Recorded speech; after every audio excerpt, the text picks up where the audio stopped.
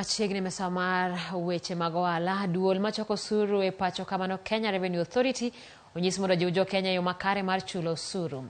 Jatend migepe Musalia Mudavadi owacho magi kowacho ni piny owacho oseloso kenge mag jiwo chenro mag choko osuru. Ojiwo duolno kokalo jotije mage mondo luw chik kendo obidhre choko osuru ma ok mi jopiny toye kaka gichwalo tijegi. Omedo ni kokalo maya jo Kenya biro konyo kambino e chwalo tijene makare ka gin kod geno kod duolno. Nowacho magi kinde tiegruok Apisa manyien ma KRA boma ma Eldoret kowacho ni choko osuru makare biro konyo piny owacho mamalo kod ma county e chopo lek magi.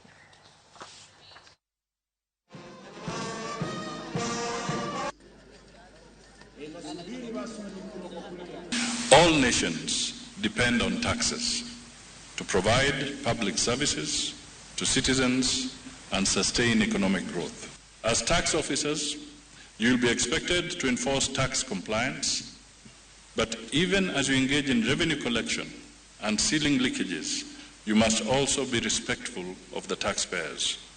Understand them and give them room to make good. Understand the flow of their revenue streams and help them organize themselves to operate within the law. They are your valued patrons, not criminals. We are committed to ensure that we continue to enhance revenue mobilization in a bid to attain the set revenue targets and support the development of this country.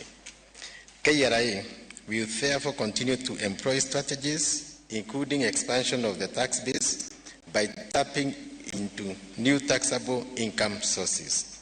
The authority will continue to simplify the tax regime to ease